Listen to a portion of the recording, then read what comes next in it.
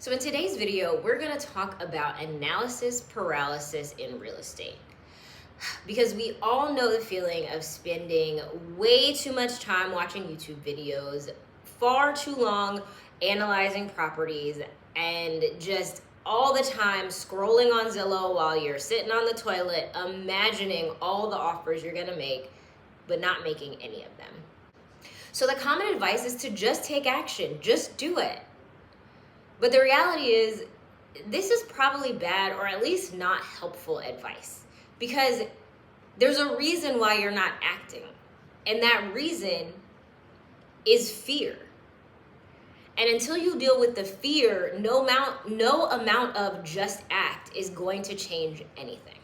So, by the way, I'm Sabrina, and I have bought and sold 6 properties in the first 6 years of real estate. And I understand what it means to overthink.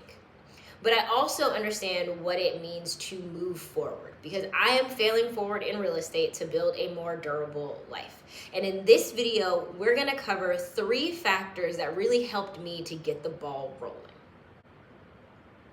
So number 1 is that you're stuck because the fear that you are experiencing is completely legitimate. So you have to deal with that.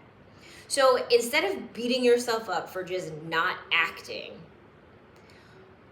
the first factor is to make your life stable enough so that you can take the leap, take the risk to do your first deal. Your paralysis is about fear. And like I said, that fear is legitimate. Things can and do go sideways.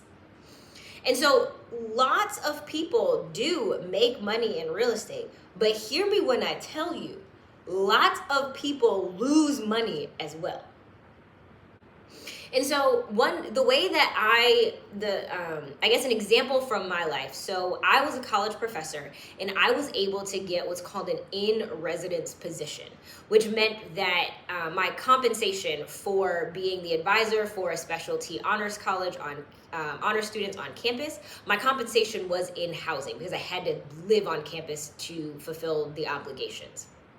And so without the additional requirement of rent or mortgage, that extra cash flow that was just freed up from my day job gave me the stability I needed to be confident to do my first flip.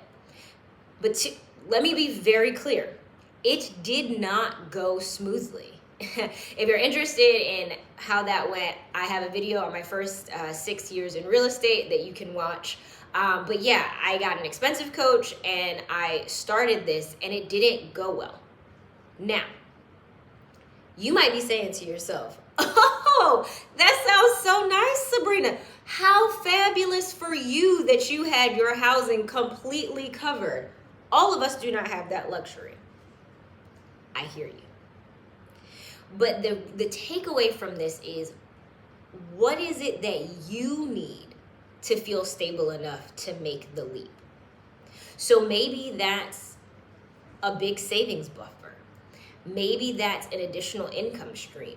Maybe that's you and your partner having the understanding that they're gonna that you're gonna rely on their income for the maintaining the necessities, but you can take a bit more risk.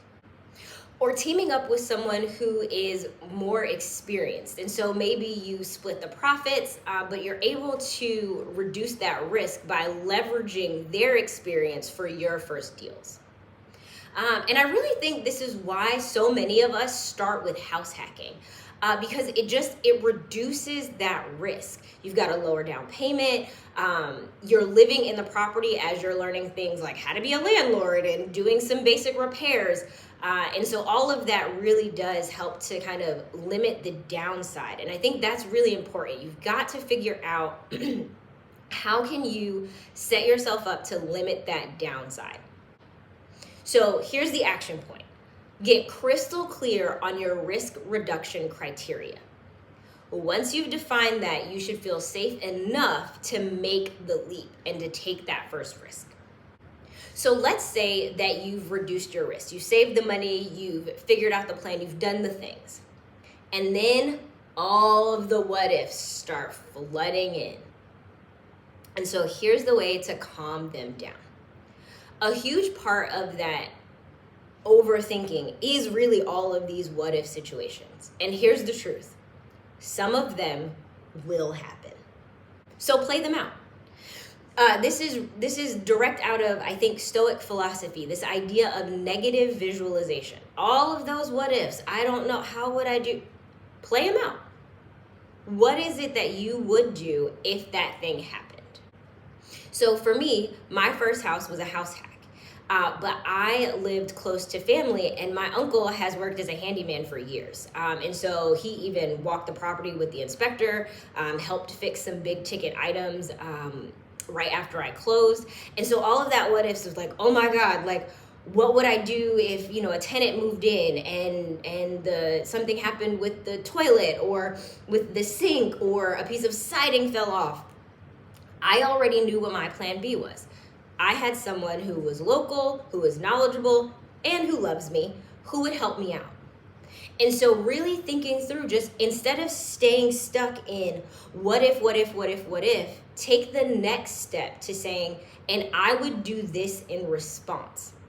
And really being able to have a plan B for those kinds of what ifs is really helpful in reducing that stress and allowing you to move forward.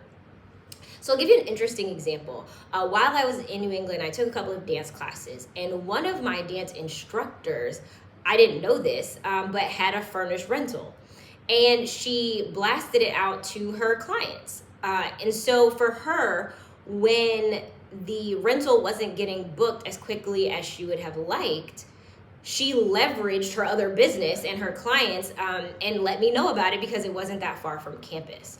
And so you can think kind of far and wide about who do you have access to, what resources do you have access to be able to develop plans for these what if situations to reduce that anxiety, reduce that fear so that you can move forward.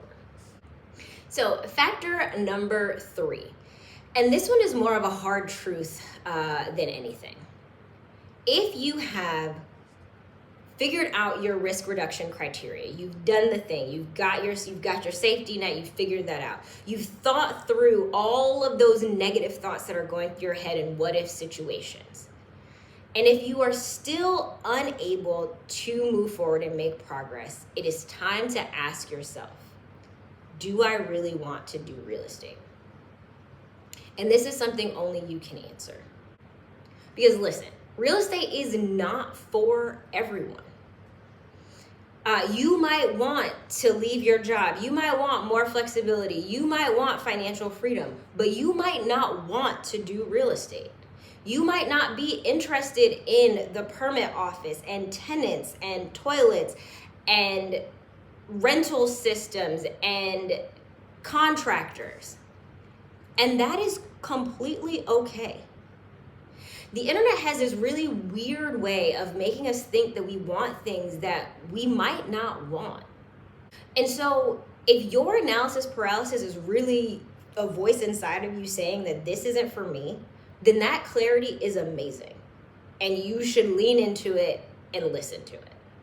All right, so analysis paralysis is not about just acting. It is about fear. So reduce your risk so that you feel stable enough to be able to make the leap. Think about those what if situations and plan out contingencies. And then ask yourself if real estate is really the game that you want to play. But if you've made it to the end of this video, I'm going to assume that yes, real estate is the thing that you want. And if you're still feeling like you're struggling with analysis paralysis, then you might enjoy this video where I overview how to approach coaching. Because it might be that you just need a little bit more structure and guidance to feel comfortable making these first decisions. And so in that video, I really lay out a framework where you can kind of compare different education and coaching options. And that might be what's really needed to kind of get you over the edge to really get that ball rolling. Otherwise, I'd love to hear in the comments, what's one way that you are reducing risk? It could be saving more, it could be making more, it could be some other kind of network connection, but let me know in the comments and I'll see you in the next one.